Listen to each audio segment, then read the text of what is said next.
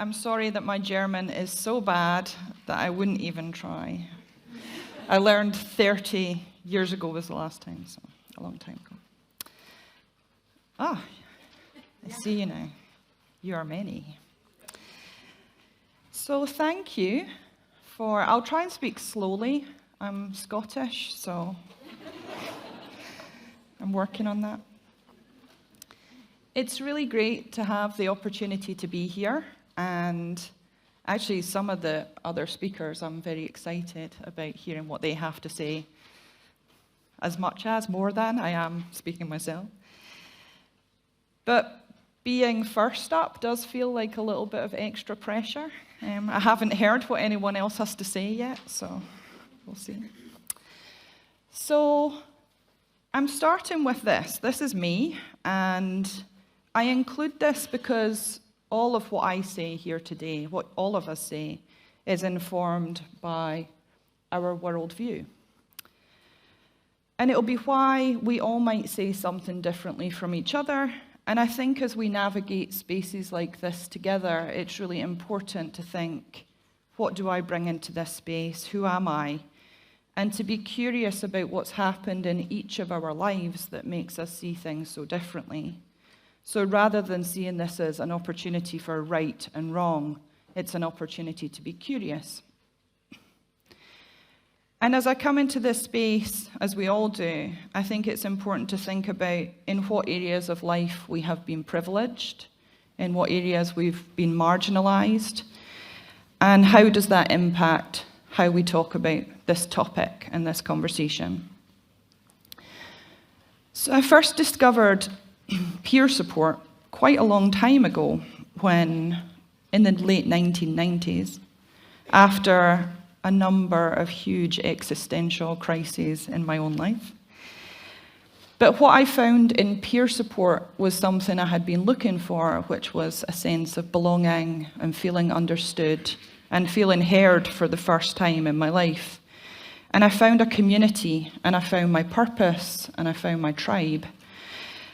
And so that's why 25 or so years on, I still advocate for peer support, but particularly peer support that maintains the fidelity of its roots. It has quite radical roots in that it grew out of the user, survivor, ex-patient, mad activist movement. And that's an important thing for us to consider as we see peer support happening in new spaces. Maybe spaces where it's harder to do this, considering the history of where it came from. And so my experience of peer support has been embedded in it being a relational approach. Intentional peer support is a relational approach. And so that informs what I'm going to talk about in this presentation. So when I first heard the title of the Congress, I was quite excited. Not because the topic is psychiatry in crisis, but the idea that crisis can be used as an opportunity for change, for reflection, for us to think about what we're doing and why. And I actually do quite like a good crisis.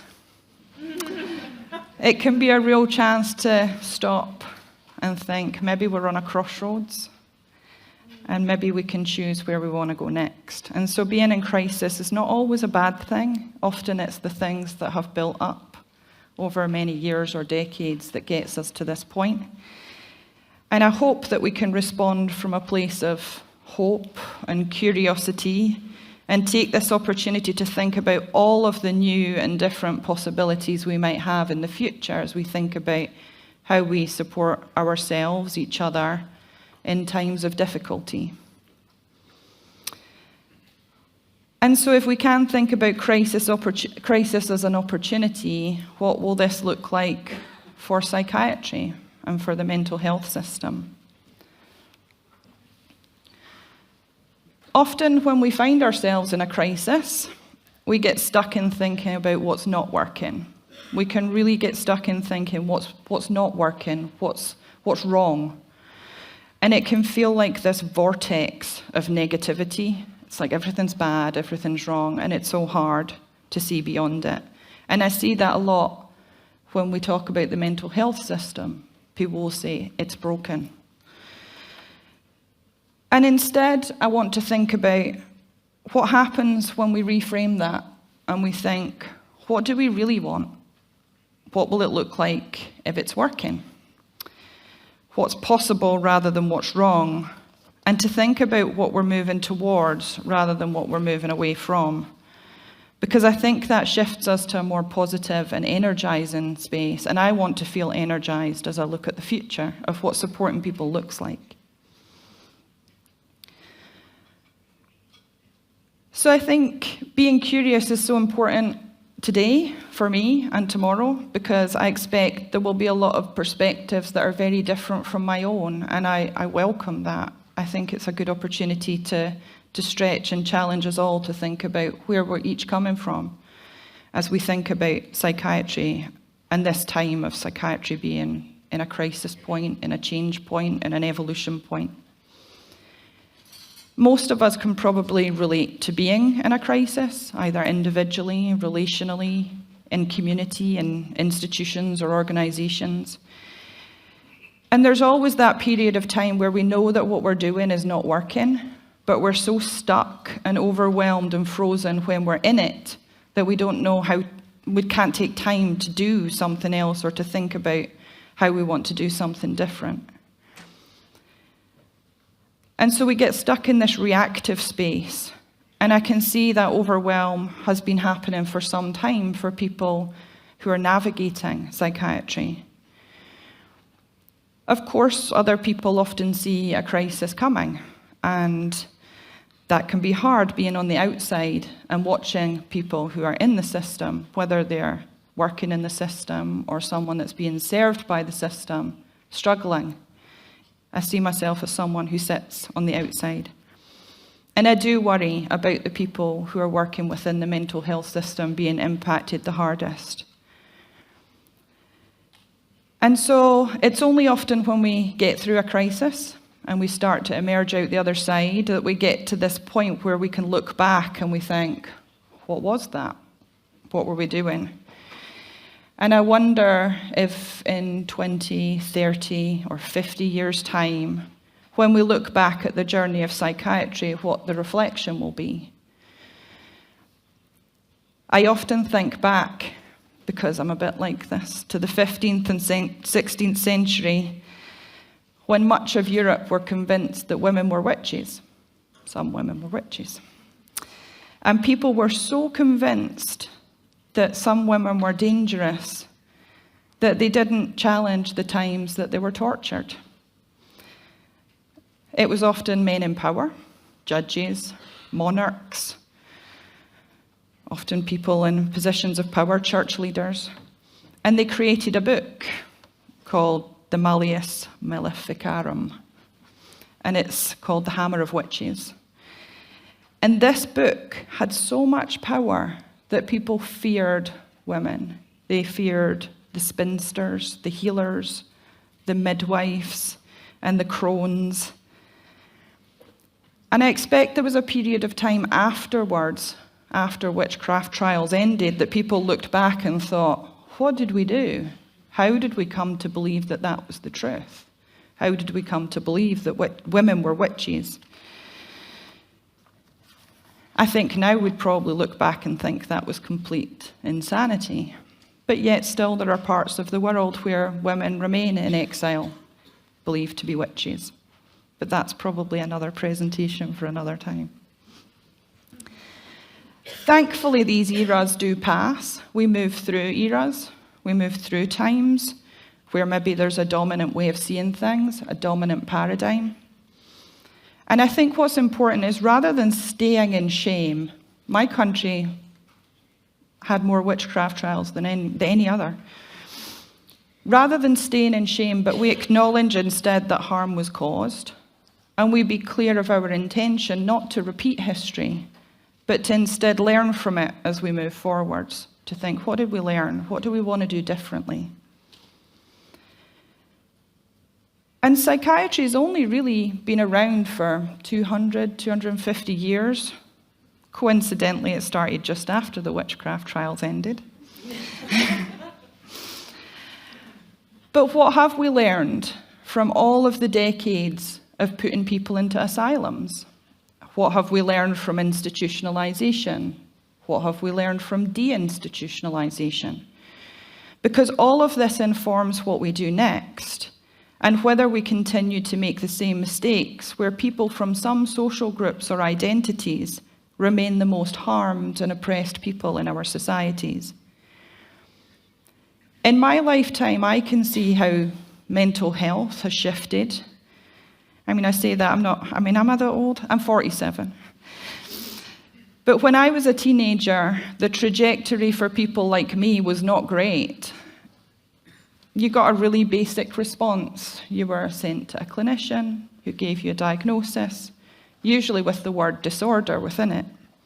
You'd be prescribed medication, usually with side effects, and given a care plan to manage your symptoms. And the narrative was, at that time, that this is a lifelong debilitating condition, so you had to lower your horizons and just live with it. But then about 20 years ago came the recovery model. Oh, the recovery model. And so it was strange for me, because this illness that I was told was debilitating and lifelong, well, suddenly people have decided that I can recover. And I was quite excited about recovery language at first. I can recover from my illness because the clinicians told me so. But the first version of recovery that I encountered about 20 years ago was very individualistic. It was, you can recover from your illness. So it was still stuck in this biomedical paradigm. And the sad reality is that if I had been given a different label from the one that I had got, I would still remain in the lifelong and debilitating category today. So I started hanging about with a bunch of activists, mad activists. And we had lots of conversations and reflections. And I had a familiar journey to many where I started to think, maybe I didn't have an illness after all. Because I've felt unsafe most of my life. People scare me. Not you. Life has often felt unpredictable, and I've desperately looked for ways to control my environment, just so that I can breathe. And I don't think that that's really caused by a biochemical imbalance. I don't think there's anything wrong with my brain chemistry. I think it was an adaptation or a response to the neglect and the abuse that I experienced as a child.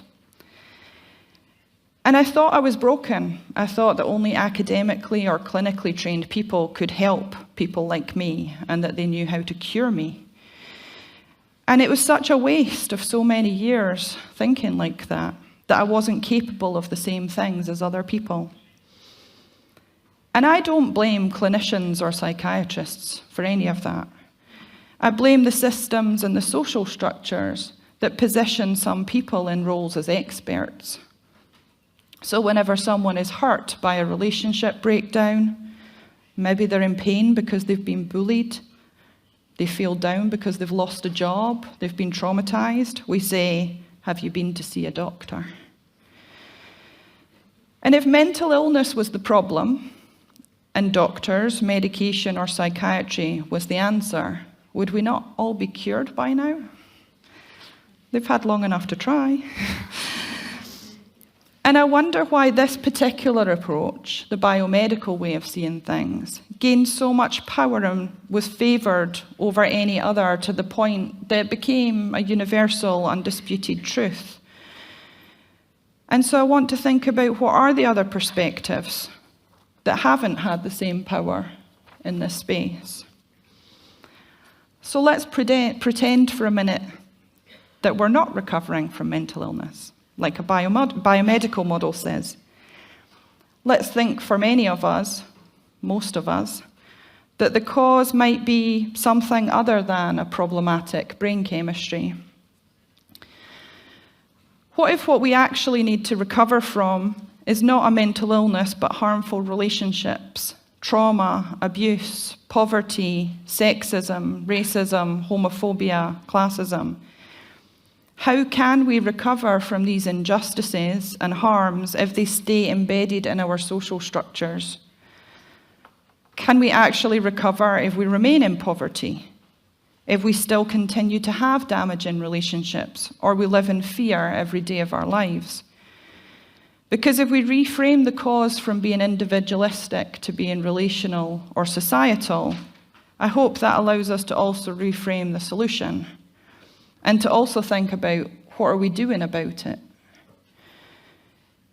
If the cause is living in poverty, then what are we doing to minimize the gap between the rich and the poor? If the cause is sexism, then what are we doing to minimize gender discrimination?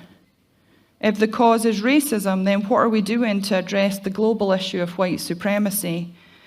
What are we doing to deconstruct racial prejudice? And if the cause is homophobia or transphobia, what are we doing to break down the heteronormative laws and policies and procedures so people are not exhausted fighting for their basic human rights? Because if we think that even a part of the cause is social injustice and harm, then why would medication, detaining people in hospital, or deficit-based diagnostic labels be the answer?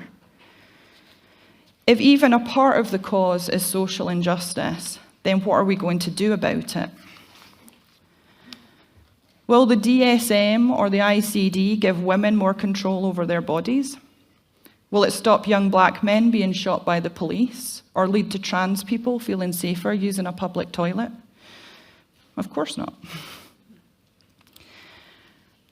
So I want a psychiatry that works in solidarity with the social movements who are challenging these harms and injustices, so that people can heal and feel safe. I want us to move away from the rhetoric that this is something that happens inside people's brains, and instead to talk about and collectively find solutions to what is happening in our homes, in our schools, in our workplaces, and our organizations and institutions. Because there are social movements of people who are already fighting for racial equality, disability rights, feminist rights, gay, lesbian, and trans rights, Indigenous rights. And sometimes it feels like psychiatry is working against us, because these are the people who are also overrepresented in the mental health system. I want to think about how we can work in solidarity to challenge the discrimination that's experienced by marginalised groups, including those who have been given a diagnosis they didn't want, medication they didn't choose, or who have been detained coercively. And so I want us all to move forward so that we can actually find a way to feel safer in the world, all of us, because we can't heal from something that continues to harm us. And so for me, as an activist, I think about, what can I do to work more in solidarity with psychiatry and the mental health system, and what needs to happen for this to be possible. And so for me, I've found ways through my own peer support practice to make that possible for me to work alongside the mental health system, prisons, universities, and other institutions. And it's not something that I find easy to practice, but I try to do it with intention. And so for me, it's the 4 tasks of intentional peer support, which are here, that help make that possible. We need to be willing to first connect in a meaningful way, to take time to hear each other's worldview, even if it's not one that we understand or agree with. And think about, where did the worldview come from? And think about what's happened in our lives to make things so different for each of us, and then unpack that together. I want relationships where power is named and negotiated and shared, so that we can work together with a sense of mutuality, where all of our worldviews come together and are honoured. Because peer support and intentional peer support is a relational approach. And it's something that peer support does really well, being relational. And I think that there's a lot that psychiatry can learn from a relational approach and the peer support values. And so I think about what would psychiatry look like if it did adopt a more relational approach and it looked to honour peer values. Would we be able to get from an individualistic place to somewhere that feels more relational? So currently we have quite an individualistic way of supporting people. Only one person is expected to change. Outcomes can be predetermined. Conversations are based on problem solving and fixing. We get stuck in what's broken, what's not working, what's wrong. And one person usually has the answer.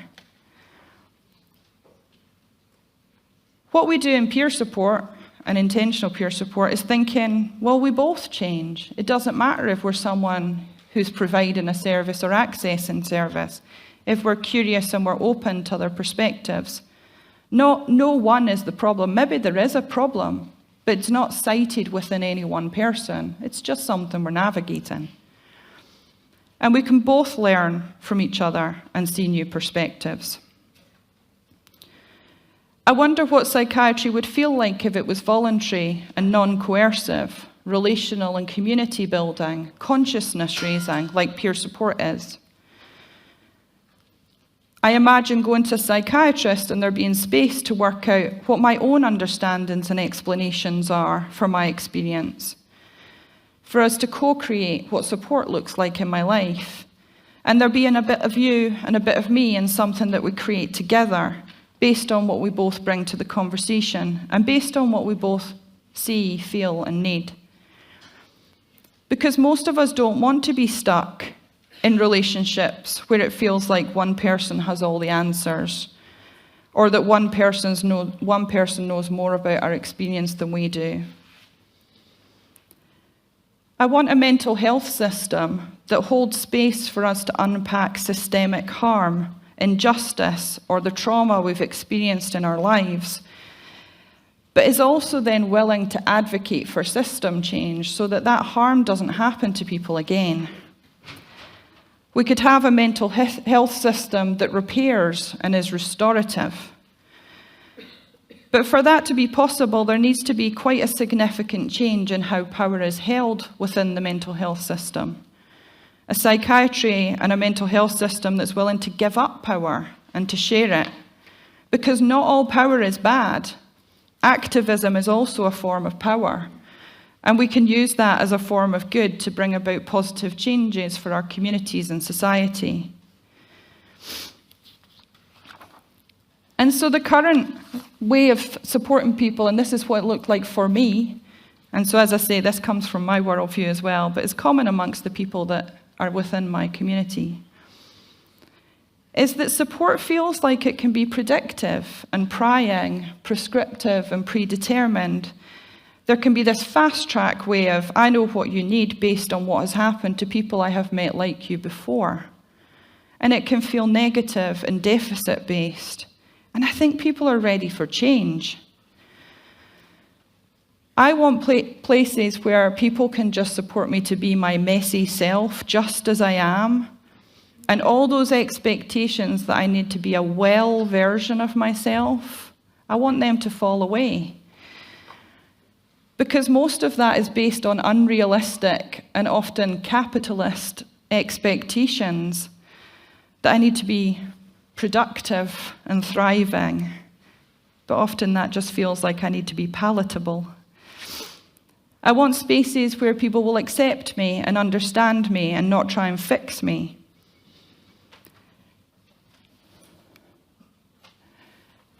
And I imagine a space where we can look at all the different paradigms, all the different ways of making sense of our experiences. Imagine we didn't have a DSM or an ICD. I mean, that would put the pharmaceutical industry in a bit of a tailspin, but but truly holistic, and categorizations or labels only applied if people make sense of them themselves by choice. If they say, yeah, that's how I would describe myself, that makes sense for me. And so I wonder how we look beyond the narrow explanations and consider holding space for other understandings and perspectives, like the relational or the spiritual, the nutritional, cultural, economic, and physical, because we don't need to be limited to just one paradigm. We need to create spaces where people can choose the words and make sense of their own experience by being given choice and options. We could even drop the word disorder. It doesn't feel like it's much use to most of us. So I imagine a psychiatry and a mental health system that moves away from assessing individual safety to instead negotiating relational safety.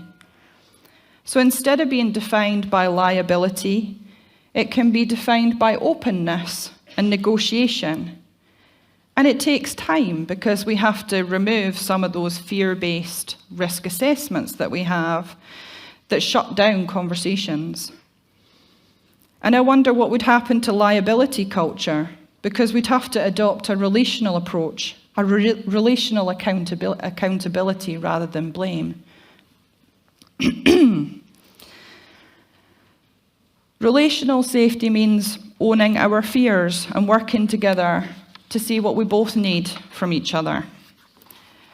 And that risks us having to be vulnerable, and vulnerability is currently seen as a negative. I don't know why. One of the biggest challenges that face us is the way that risk is currently assessed. And I think, why is it done the way that it is currently? And that's because it serves the needs of the system rather than the relationship. And support is quite different when we both feel that we're able to talk about what we need from each other to be able to feel safe, rather than making assumptions. And there's lots of challenges that come with this. Change is uncomfortable. Giving up power is uncomfortable. Talking about how we feel is uncomfortable. Being open to not knowing the outcome is also uncomfortable. And so is taking risks. Because it's hard when we think we have the answers and we know what someone needs. But we have to just park our assumptions and take time to just work it through together if we're going to be relational. Being relational means that I have to notice when I take assumptions, those times where I want to jump into problem solving and fixing, because usually it comes from my own discomfort or arrogance or impatience. I just want to notice when I feel it and then move on. Increasingly, the mental health system is bringing peer support in as a way of supporting folks through difficult times. There's a recognition that this is a relational approach that benefits people and it can be transformational in their lives, and I agree, obviously. But that alone is not the answer to finding a way through this wider crisis. Because peer support, when it sits within the mental health system, is like a square peg in a round hole if we keep measuring its success through traditional clinical rather than relational practice. After all, how does my relationship with you change when, in order for it to be considered a success, you have to be more well, you have to be productive, get a job, take your medication, or complete the actions in a goal plan that I've given you? That doesn't feel like peer support to me. And that way of responding to someone when they're in pain or when they're distressed is very individualistic and transactional. And that's not intentional peer support. And I think we made a jump in the right direction when we moved towards trauma-informed practice, with things like the power threat meaning framework feeling like a breath of fresh air. But can we really say that we're trauma-informed if we're not actually doing something about the injustices and the harms that continue to traumatize people? I think we need to take the next jump to move towards being more relational, and we need more social justice warriors inside the system as well as outside the system. And I want us to keep asking ourselves, what is it that we are really recovering from? And then do something about it together. Because this is about social change, and thinking about what social change do we hope to see, and how can we work on this collectively. So I want to close with a quote from Lamar Jarrell Bruce, who is a fellow activist.